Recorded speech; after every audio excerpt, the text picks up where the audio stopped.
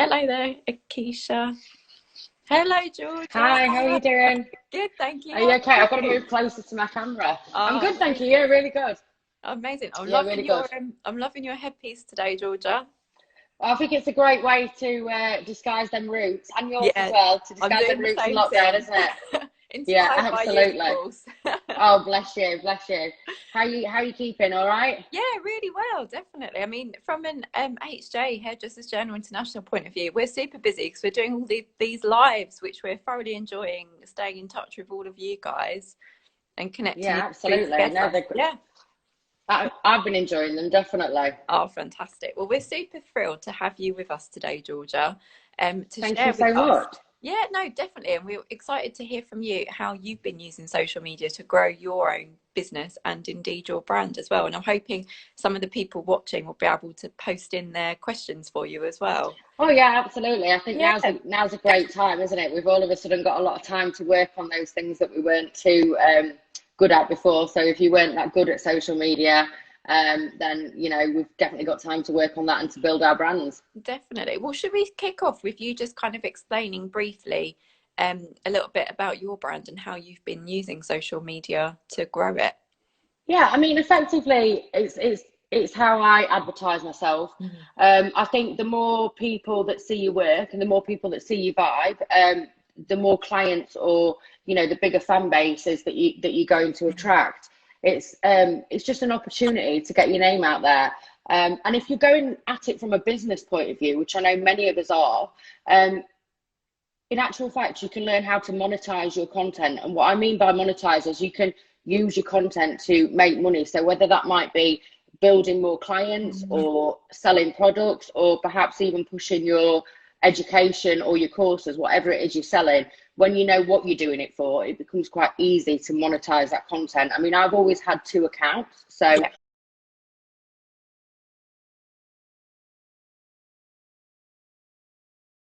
Twisted Scissors, which is more focused towards the clients, Yeah. and then I've had George Bell Hair, which is education based, and it's for the hairdresser, made by a hairdresser, if that makes sense. So what I put on that is quite different to what I would put on my salon page. And was that a deliberate decision when you first set up your accounts to keep those very separate?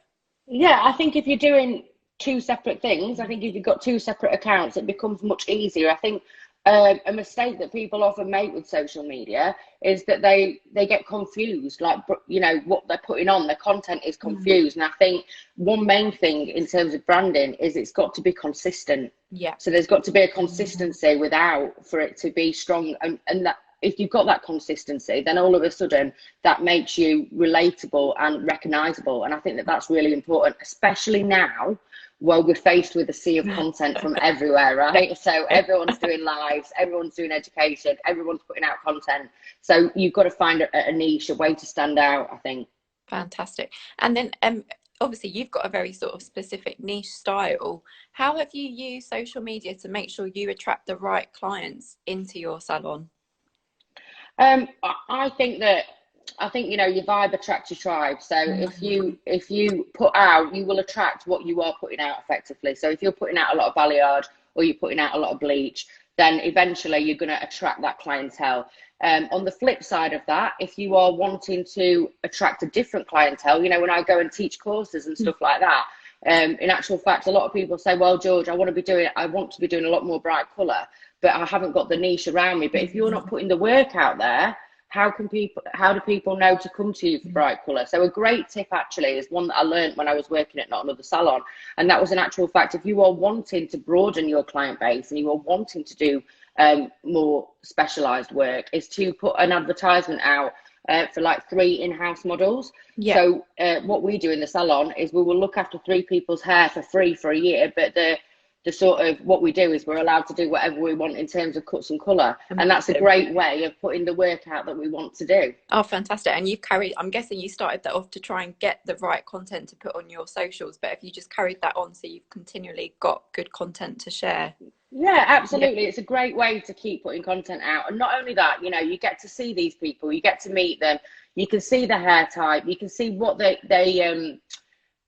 you can do with the hair. Mhm. And not only that, you can see how comfortable they are with in front of a camera. It's all right taking contents of your clients every single day, but some people are just genuinely uncomfortable in front of a camera. So you can't, for love nor money, you can't get the photos. So if you do put out for in-house models, then, you know, you've got an element of control, which I think is really important if you're trying to create great content. Definitely. And obviously, while we're in lockdown, if people want to start shaping their grids to make it more attractive to clients, it's a bit harder now, isn't it? Because you can't get hold of those models.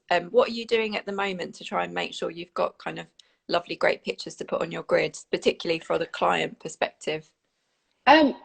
Personally, I mean, I think we're always very judgmental to ourselves as an industry. So I think we can take a lot of photos, we can look at something and we can think, oh no, that's rubbish, I'm not putting it up. So actually I've been going back through my photos, and actually our taste change, people's taste change, your vibe changes. So my advice is to really go back through your camera roll and see what you can use. And it might mean that it might mean that you zoom in on a certain photo. It might mean that you get an interesting angle, a shot of the color. It doesn't have to be a full shot. You can look at rechanging that. You can change those photos to make it interesting. It's just about looking at maybe editing them to put out a different message. And a really good thing as well, I think, is context. So as long as whatever you're writing is relevant to the photo that you put in, I think that makes it interesting, and I think that grabs attention as well.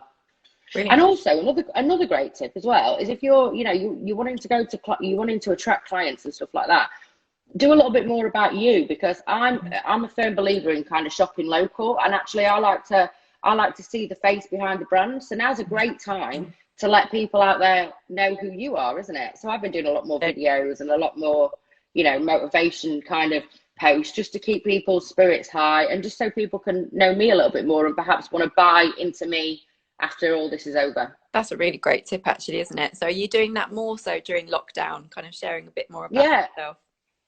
All the time, yeah. I think people are, we're nosy people, aren't we? We're hairdressers, right? So we like to know, we like to know the ins and outs. So I'm interested in people's backstories. I'm interested in where they came from, what they do, why they do it, what they're doing right now to improve themselves. So that would be a great tip. There's content everywhere. You've just got to look outside the box, I think. Definitely. And obviously you touched on the fact that you've got these two accounts. You've got your education account, and you've used your brand to grow the education side of the business, and you've got the client account. Do you have any tips for anyone who wants to try and veer towards that education sort of stuff and doesn't I think start? Yeah, I think it's just got to be, you've got to change your content. So, like I said, if I on my education account I was shouting out about products or colour pots that I make in the salon, that's great tips for hairdressers, but not great tips for people that's wanting to buy into my education. So I make sure that on my education account I show who I am, what I do, the everyday problems that I'm faced with in the salon. I think that's really important, because since Instagram and Pinterest, we have got an influx of client expectation that's just skyrocketed, because all of a sudden they're seeing this amazing hair and they're not sure how it's done. So I like to kind of show steps of what it takes to get there. And I think that's really good for other hairdressers to see. And I think it's really good for your clients to see as well, because you're managing that expectation. And actually, as a hairdresser, we can feel quite deflated because we all put our best work out there and we don't actually tell a story. So if you are trying to sell education, I think it's really important that you tell that story, and you make a note of the steps it's taken to get there. So a before photo, a photo of application, the technique, the timings, a finished photo. If it doesn't work out quite right, post it up. I think we're too scared to post it up. And I think actually, if you do post it up and it hasn't quite got there, it just makes you all the more relatable and makes people want to buy into you. And I'm a firm believer that people buy into people. Definitely. And has it changed the times of day when you're putting content up now, whether it's for your clients or whether it's for members of the industry on your education channel? Have you found that you're getting better reactions at different times of the day to normal? What do you have a kind of scheduling sort of plan that you would normally use that's kind of maybe changed a bit during lockdown? How's that all working? Yeah, well, I don't think it matters what time you post during lockdown now, does it? But generally speaking, because my account is for hairdressers, I kind of post, I do use my insights, and I think it's very important to use your insights, and your insights will tell you the best times that are going to post for you. However, I know that I am aiming it towards a hairdresser. So in my mind, I think about the times that a hairdresser is available. That's first thing in the morning and that's late at night. I don't bother at lunchtime, because when do we ever get a The lunch? break. And when are we when are we ever going to get a lunch break Yeah. after lockdown? It's not going to happen. So generally speaking, I do morning and I do evening, but only if I feel my content's good and only if I feel like I've got something to say. But throughout the day, I will use stories, because I use stories. They run for 24 hours, you know, 15-second snippets, and I tell a story. I tell a story of the balayage that I created yesterday, but all my content that I've taken yesterday is in my mind. I'm going to be selling that as education, so I'm always aware of that. And IGTV again is another great one to use, because again, it's just content that just keeps on going and keeps on getting viewed. So even when you've posted it up and it's off your grid, you know, you can go back to that. Your audience can go back to that and watch it over and over. Definitely. And I'm just going to say to everyone watching, please do feel free to post in your own questions as well. I think somebody called Blondies earlier said, can I ask a question? And then didn't ask us the question. So yeah, any please questions do you've jump in got, with any guys? questions. And then you mentioned there about the scheduling from the education point of view for hairdressers, but what about for your client Instagram account? What do you have specific times a day when you try and reach them? Yeah, do you know, normally it'll be like first thing in the morning before people go to work, because people on the way to work will like to look at the phones. So I think that's always quite a good time. And also around 7 o'clock at night. Perfect. For my clients. I mean, for Georgia Bell, for some reason, it for me, it works really well at like 9 p.m. But Night again, I owls. think the night owls, Yeah. yeah. But I think again, it's who is your audience? I mean, your insights is going to tell you who your audience is. So, you know, I know where my following is based in the country. I know where it's in Ireland. I know where it's in London. I know where it's overseas. You know, so obviously it's location dependent upon the times that you post. If you've got a big following in America, then Jesus, you best be getting up at 2 a.m. to reach them, you know? It might be slightly more difficult to convert that following into clients in the salon though, but Yeah. we've got a question here from our HJ's digital editor actually. What tools do you use to make your social media stand out? Great question. That is a great question. A lot of it, do you know what? I'm quite lucky, because I'm quite different in my dress sense. So I haven't actually really used many tools to make it stand out. I mean, I do decide on the colours that I'm going to use and the font that I'm going to use, and that's going to be the same throughout all social media, whether it's stories, IGTV, grid. But I think if you have got something that's a little bit quirky about yourself, then actually you're going to stand out anyway. That's a great tip. I think that really helps you. Yeah. It's yeah, like, I so guess it's making it depends, you know. So you are the brand. Yeah, exactly. Yeah, so you are the brand, basically. Yes, okay, you're not going to get many nanans coming to you, because everyone thinks I'm going to give them a rainbow mullet. But, you know, you'll get the cool nans. Yeah, you get the cool nans, yeah. But yeah, I think make yourself a brand. Because like I said, that's going back to the point that I said earlier, actually, is that I like to see it's, you've got to figure out what you're selling. We're all selling hair, right? So we're all selling hair. We're in an oversaturated market. You know, I'm in a small town. There's 33 different hairdressers in my town, and it's small, Laura. So I've got to, what makes my balayage or what makes my bright colour different to the 33 other hairdressers in my town? And you've got to figure out a way to sell your ethos. So instead of just selling a business, because we've all got a business, we've got to sell a movement. And once you figure out a way to sell that movement, people are going to gravitate towards that, because they feel like they're buying more than a balayage, that they're buying more than a bleach, you know, and that's what people really invest in. They bought into your your ethos and your they've bought into you, and you're genuine, you're relatable, and they want to be part of that movement because it's cool, or it's chic, or it's expensive. Whatever it is you decide your movement is, that is the way to make people gravitate towards you. Because like I said, it's oversaturated. There's hairdressers everywhere. You know, we're all invested in education. We're all being good. We just got to find a way to speak about it. Find your voice, find your why, and then it's really easy to create your brand, I think. That's a great tip. And just while you were chatting there, a few more questions came in, Georgia. So SR Hairdressing said, what are the best apps to use to edit for IGTV? Well, I use I use Canva as an app. I think that's a really great app. But I tend not to edit. Like, I tend not to edit anything that I do, really, unless it's like bringing a video together. And then again, like I said, I'd use Canva. It's a great app, but I just use the very basics. So if I'm wanting to edit hair, I never edit hair. So I'll use a ring light. I'll use a ring light. I'll make sure it's a good angle. I'll spend 10 or 15 minutes on my photos. You know, the way that you style the hair is just as important as the colour. And I think it's really spending time on learning how to take a photo. And you'll find your own way of taking a photo. You know, it's just like any kind of artist or whatever. When you look at a painting, you can recognise the artist in a lot of times. When you look at hair, you can recognise the hairdresser. So it's just about finding your own kind of way. But I will do a ring light. Sometimes ring light's not great on your ash blondes and your silvers. They can look a bit shitty actually under a ring light. They can look a bit patchy. So what I'll do is I'll take them outside and I'll use natural light, and I'll just go on to oh, what's the name of it? I'll just go into a different setting on natural light. Yeah, that makes sense. It sounds like your brand is all about authenticity anyway, Georgia. You know, you do everything. I think so. We don't want to sell anything. Yeah. We don't want to sell anything that's not real, right? Yeah, no, exactly. Because then we're just setting ourselves up for a fail. Yeah. You know, and I think it's hard enough. We're already, you know, there's hairdressers out there that are trying to get onto Instagram, and we're already put off by loads of followings, people with massive followings, and we feel like we can't compete. And if we feel like we can't compete, then we're automatically going to feel like we've failed. And then that's going to put us off from trying. And there's a lot of people, you know, what following is not important. The size of your following is not important, I don't think. I think the most important thing is whatever you are attracting is genuine. And then you're going to get people that are really interested into buying into you. What you want is authenticity. Definitely. And actually that links into another question we've had, Georgia, which is from Jodie.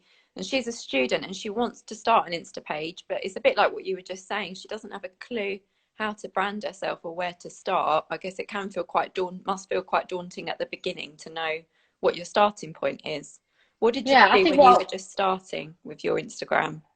Do you know what? It's all a learning curve. If I mean, I've kept all my Instagram up, but if I go back to the beginning of my Instagram and compare it to now, it's very, very different. But my whole point of what's happened to me, Laura, in the industry is it's a journey. So I like to go back and I refer to the beginning. I mean, my advice would be to that question there is, what is it that you're studying at university or at college? What is it that you're interested in? And perhaps base your brand around your interests. That would be the main thing I would say. And that would also gives you a niche to sort of talk about your interests, talk about you, and then possibly I should imagine whatever you're learning is to do with your interests, which is whatever you're going to monetize in the future. So it'll give you a chance to show what you're doing, and then eventually sell it if that's what you're wanting to do. That's a great tip, Georgia. And actually something that I've been told before is to actually even look at your profile and look at where other people started. Scroll all the way down their grid right to the very beginning and look where their starting point was, and then you can see how it's evolved. Absolutely. I mean, nobody starts out perfect at anything, do they? And if they do, then there's something very wrong. Yeah. And we all learn. You know, even when I look back to the presenting, I mean, you know, the first time I went on stage with you, God, how nervous was I? Yeah. And I was like, you got to get my back. You got to have my back. You got to help me.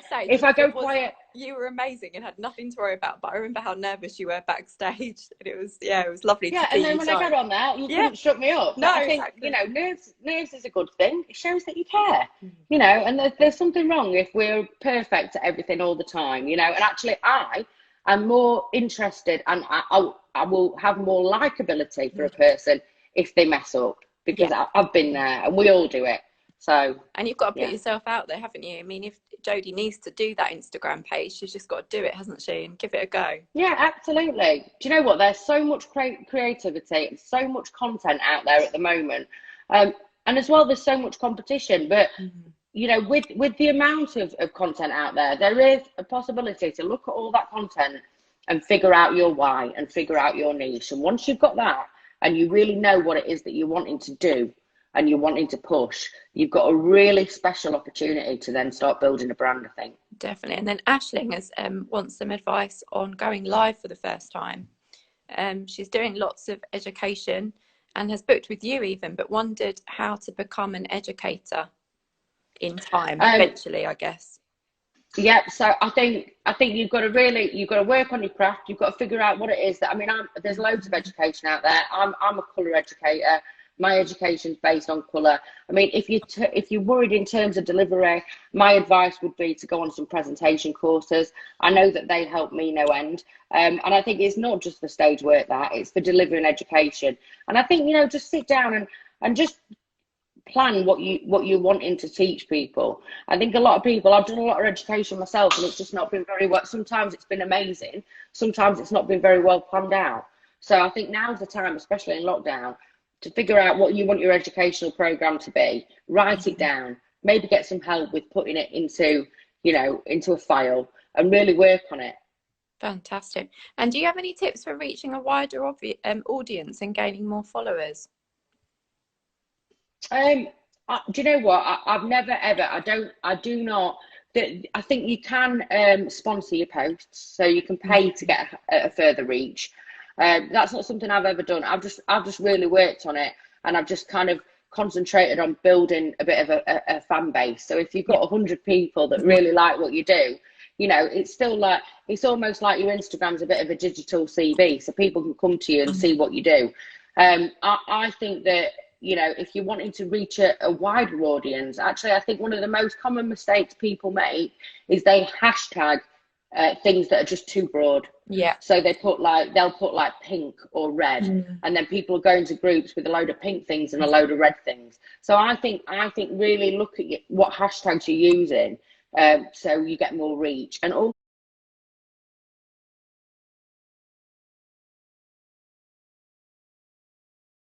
I do all the time, especially for Twisted. I ain't going to be putting in London, Manchester. I'm just going to look at a 40-mile radius, and I'm going to hashtag, because I want people locally to come to me. Tip, definitely. And I think people don't do that enough. No. And if you want to reach out to people within the industry, do make sure you tag in Hairdressers Journal International, because we'd potentially share it.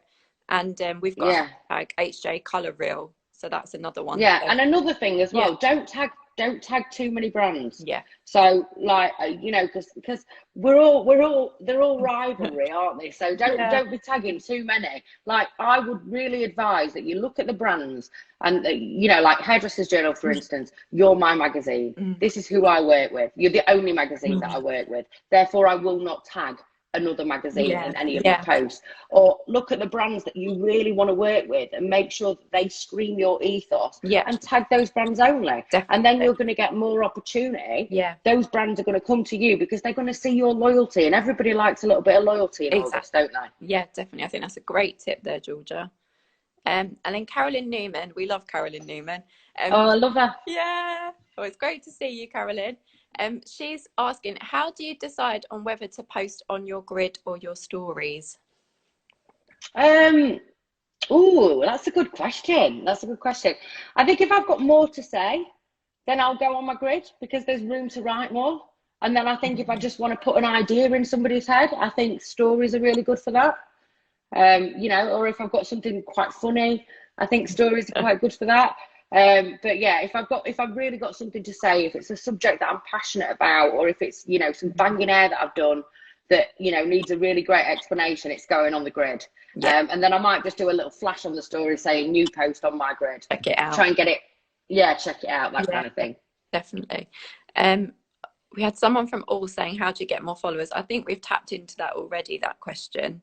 Do you know what, guys? How to get more followers? It is patience. It really is patience. I've just spent I've only been on Instagram 2.5 years, and I've managed to just get to 12k. But it's another job in itself, right? Yeah, so of course. It's sacrifice. I've sacrificed Netflix. I've sacrificed TV programs.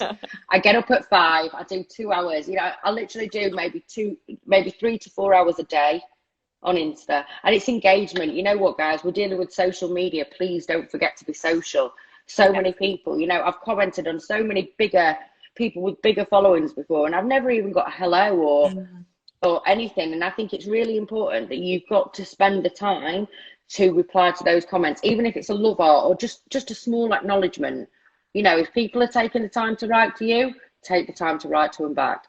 That's a great tip there, Georgia. I think everyone should bear that in mind. It's about helping other people grow as well as absolutely. And now's the time. I mean, sometimes I'm guilty of it myself. I've missed a few messages. I've gone back on my messages since lockdown. you know, if anyone wants any help in the industry or they want to reach out, listen, I've got plenty of time right now.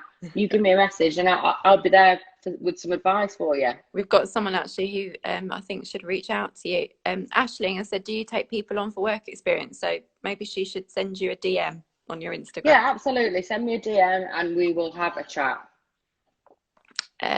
Ray Wilson said it's great to hear that you don't edit your photos. So many are overworked, so that's great. And Gatsby and Miller have said, this is a great question. Can you describe your why in one sentence? We were talking about you need to know your brand and what your why is for doing what you do. You know what? My why is to reach out to the everyday hairdresser, because that's what I feel like I am. And I'm really lucky to have gone on this journey where I've worked with some huge industry names and I've managed to get my own opportunities. But I am still the everyday hairdresser and I'm still faced with the everyday problems that the everyday salon has. So for me, my education is not, you know, I'm not a Guido, I'm not a Eugene Sullivan, I'm not that kind of person. I'm just there to help the everyday hairdresser do banging colour and to make money from it. That's my why, and just to help people and to motivate people really, and to help them through this time. There's a lot of people that have been quite down, I think, during lockdown. So, you know, I'm here to keep a smile on everyone's face, I'd like to think. Which is fantastic. We've had a question which it's not completely related to our topic, but I'm going to throw it out there anyway, Georgia. Who's your most favourite and maybe least favourite hairdresser? You might not want to answer that, to be fair. I can't answer that. My favourite hairdresser is Sophia Hilton. Yeah, perfect. My favourite is Sophia. And I love Norman Bolton. From an Instagram point of view, are there any kind of Instagram pages that you religiously follow and you get inspired by for in terms of content and the way they do things? Yeah, so I love Chelsea Haircutters. Their balayage work is absolutely banging. Again, not another salon. I love that. I love Hair Like a Boss. Absolutely mint. Best blondes in the world, that guy. I love Bottle Blonde. She's based in America. And I like Hair by Craig Parkinson as well. He does like a lot of like beautiful, intricate put-ups. He's just absolutely amazing. So when people contact me for bridal hair, I'm really bad at updos, so I always direct them to his page because he's just amazing. And that's a great tip as well, isn't it? It's about sort of, you know, making your own recommendations. Well, do you know what? It's a community, isn't it? Yeah. Do you know what I mean? So I would like to think if somebody wants a banging balayage or a banging bra or whatever, and somebody feels it isn't their niche, that they'd recommend me, just the same as I recommend other people. If somebody's better at something than me, you know, if somebody wants some like crazy wacky mullet, I'm going to recommend them to like Damian Johnson or Brandon Messenger. I'm not going to do that. But if somebody wants a bright, I don't think there's any harm in working together and pushing ourselves forward as an industry. Definitely not. And Claire Hendrick has said, what was the name again of the bridal hairdresser that you just mentioned? It's Hair by Craig Parkinson. It's Hair by Craig Parkinson. And another great one for brights is Glam by Heather as well. Glam by Heather, there you go, perfect. Yeah, Craig Parkinson. Claire said I need to write really good down. Yeah, fantastic. And I guess we're kind of wrapping up now, Georgia, but I guess one last question for you. Do you have any tips for people that want to convert their Instagram followers into clients behind your chair in the salon? Yeah, I mean, I just think again, like if you're wanting to convert followers into clients, again, your vibe attracts your tribe, I think. So, you know, people are going to want to buy into you. I think if you're wanting to convert them into clients, show a little bit more than just a finished product. I think clients are more likely to buy into you if they have an understanding of how difficult a job is, or how much time and how much care you're going to take into the hair. Show them that you use the best products. Show them that you're using bond builders. Show them that you're using a great colour house. But don't overwhelm them with too much hairdressing jargon. And you know, just show the ethos of your salon, not just you. Show the feel of your salon. Talk about your clients. Talk about your ethos. I mean, our salon is a very, I'd like to say it's a very like family based. It's very local, you know. So we have walks of life from everywhere, and people really like that. And if you want to put your own kettle on, you can. Do you know what I mean? That's just our vibe. So are you using lockdown to make sure you stay in touch with all of your clients on social as well, Georgia? Oh yeah, Yeah. absolutely. So I basically all our older ones, I did put a post out on Facebook that I redirected the Salon phone to my mobile. Mm. I get a few calls per week from our older clients who said, "Is there anything that you need?" And then we've just devised a waiting list as well. So that was a great way for people to come to us. We've got like 285 on that waiting list already. Wow, that's So crazy, isn't it? it's going to be busy, and it's Oh, going to be working some very late you're gonna nights. have to And enjoy. so this time I'm You've got to enjoy the lunch breaks now because you won't be getting any. absolutely right. Yeah, so probably my algorithm's going to change to like 11 p.m.